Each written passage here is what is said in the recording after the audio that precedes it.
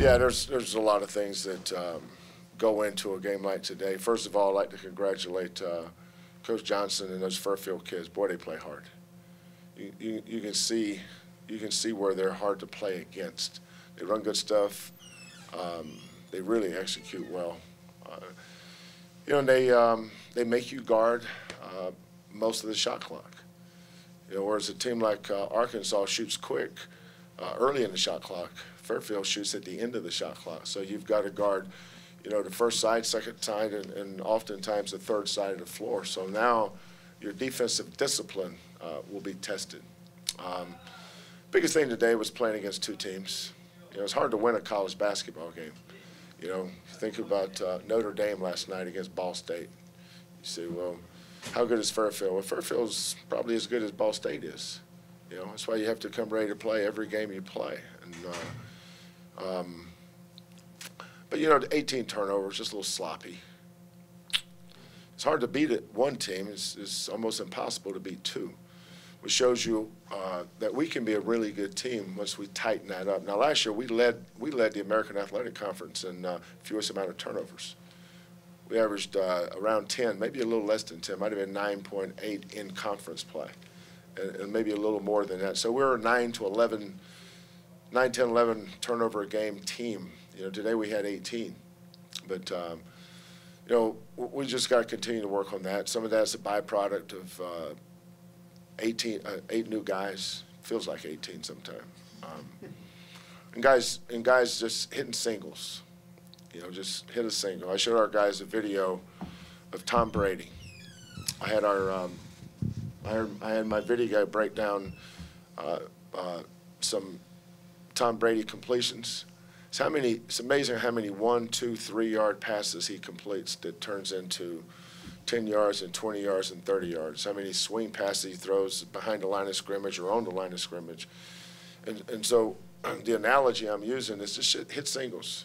You know, you don't have to throw 30-yard post routes or 20-yard down and outs on the other side of the field. So equating some of our passes, that's the kind of passes we're throwing.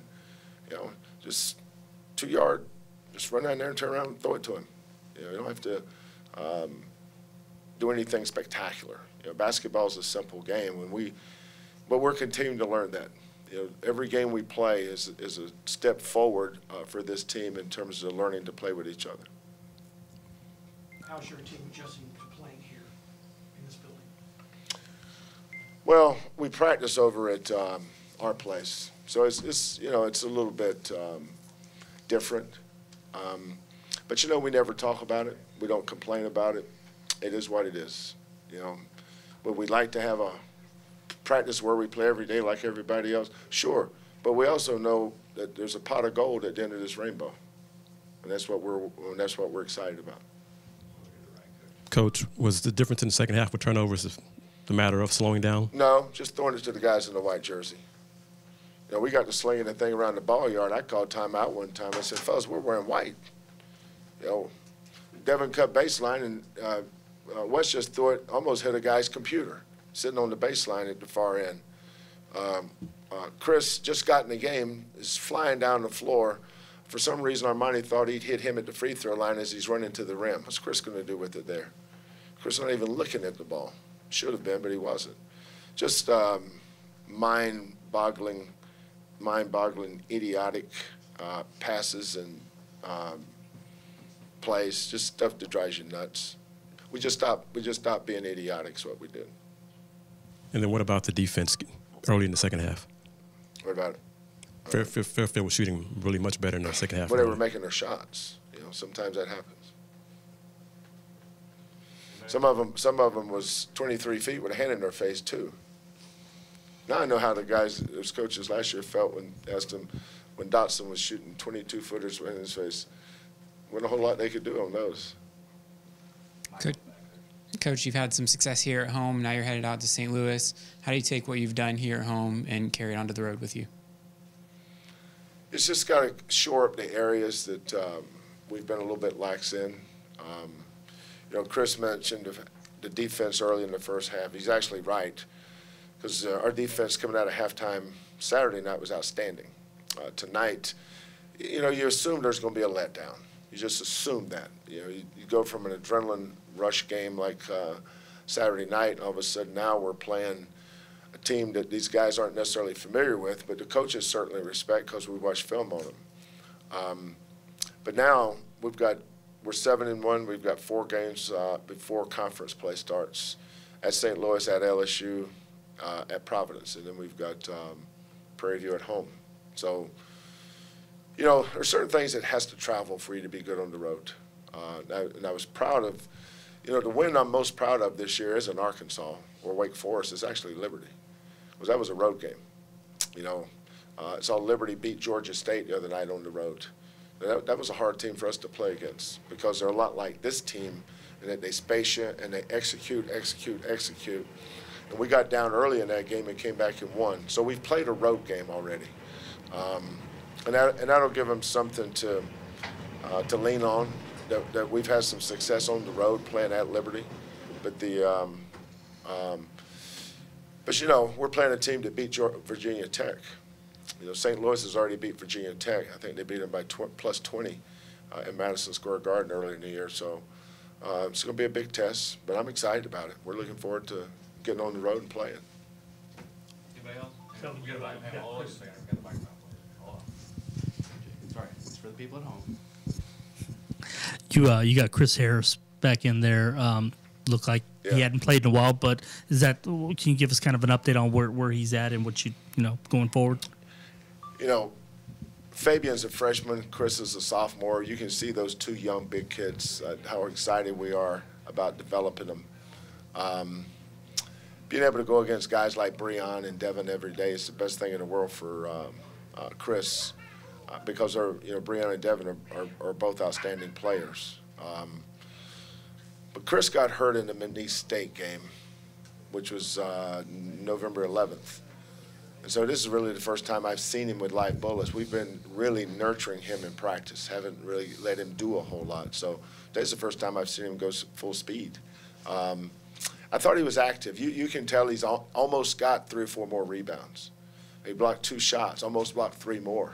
But, that's Chris almost 6'11", and he's athletic. And when he learns to really compete and increase his activity, he's going to be a really good player. So, okay. But he's back now, and we've got him moving forward. Time for one more. Kelvin, you talked about the road swing coming up. Is your team where you want it to be at this juncture with the road games coming up and conference around the corner? Well, where do I want it to be? I mean, is your team playing the way you want to play? Yeah, I mean, we're on a 6-game winning streak, so obviously I'm not mad about that. But for us, it's a little bit choppy waters. A little bit. If we were in an airplane, the waters would be the air would be a little turbulent right now. It's not smooth yet, but it shouldn't be smooth. We want smooth air in February and March. Early December, we're still trying to land the plane. We're not through the clouds, and we got birds flying into our propeller, and we got air traffic control in our ear telling us stuff. We're still fighting through some stuff, but you can see once we get, connected a little bit more offensively, connected a little bit more defensively. Think about it. We scored 88 points. How many points we scored today? 88? We scored 88 points today and had 18 turnovers. Think about that. That team got more shot attempts than we did because we kept turning the ball over. Maybe if we have 8, 9, or 10 turnovers like we did last year with last year's team, maybe we score 105 points, 107. But that's what this team is capable of doing. Corey, he mentioned, it's one of those games when you're coming off of a big one. How'd you guys feel in terms of, even though you had 18 turnovers, being able to pull one out, especially after the emotional game last week? We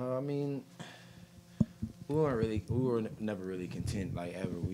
We knew we had to come in more focused than we were even for the Arkansas game, because like Coach Sampson said, coming off a big game like that, you have to mentally prepare more than anything for these type of games. So, like, that's just something that you have to come focused and ready to play, because these are a lot of games that a lot of big schools lose. So, coming off a big game like that and playing Fairfield, who has an amazing team, by the way. They have a good team, but we just had to come in focused and ready to play. Question really for both of you guys. Are y'all feeling more comfortable in the offense? Corey, you seen better three-point shooting, and Breon, you in the post? Yeah, we're definitely getting more comfortable. I mean, just us getting comfortable with our sets, just with each other more than anything. It's all a process. We're getting a lot better though. We're getting a lot more comfortable. And to touch base on what Corey said, getting a feel for our game. You know, once you get a feel for your game, you get a lot more comfortable. And I just think that's what it's all about. Everybody coming together and just getting a feel for what they can do. And Coach stresses it enough, do what you can do. Don't try to do too much. So when you do what you're supposed to do and what you can do, you get a lot more comfortable. And what was the difference first half, second half with the turnovers? You got a lot more in first half and second half. Coach Sampson uses this term hitting singles, and I think that's what we really started doing. Like, we're trying to make too many big plays, too many skip passes, instead of making just a simple one person overpass and just getting the ball moving. I think that's what we did a lot more in the second half. So I think that's really what had a big part to play in that. And also, you know, it's the first half of the game. Our energy is sky high. You know, we looking to go score the ball. We're looking to play hard on defense. We're looking to do everything possible. Sometimes you throw in mistakes here and there, but like once we settle in the second half and Coach gets on us in the locker room, you know, we know when we come out, we got to eliminate everything we did wrong in the first half. You guys have had a nice stretch here at home. Are you excited to go back on the road and going to face St. Louis? How do you see that game coming up? Yeah, we treat every game the same. Home, away, we come with the same energy, same intensity, same focus. I mean, we're just in a different gym. That's really all it is. We don't let that bother us too much. And any outside crowds, we just play Houston basketball. And that's what we're taught to do.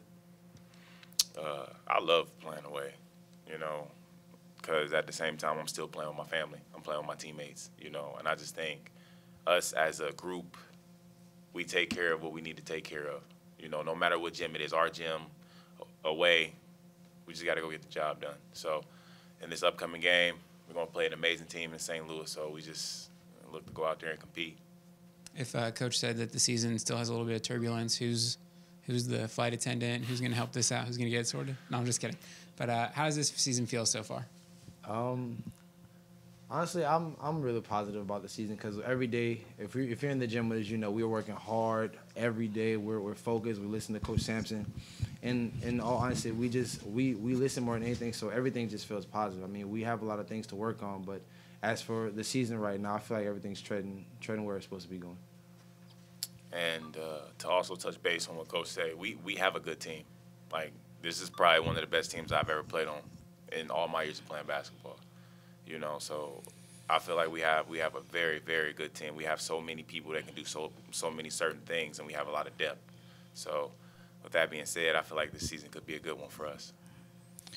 Corey, on the threes, you've made 10 the last two games. Was that at San Jack a big part of your game, or is that something that's kind of developed, you know, in the last year, or is that something just a matter of getting the shots that you want? Honestly, at JUCO, that's what we thrived on. We were really a three-point shooting team. I think that really developed my game in junior college because I was a good three-point shooter. But coming here, it just elevated even more. I got more confidence, more work, more people around me that's helping me on my game. So I feel like that's just helping me get even better. Anything else? Also, just somebody mentioned Coach Sampson's intensity and stuff. The locker rooms. Have y'all been introduced to the tie on the bench? Have either one? I mean, you're usually on the court, but just we watch it. We wait for it to come off. Is that? Yeah, I was aware of it before I even came to Houston. I already knew what the situation was about that. So I mean, what we do is we just try to match his intensity because Coach Sampson, he's every day of the week, every hour, he's the same man he always is. He's going to be intense. He's going to be on you, and he expects you to match his energy every day.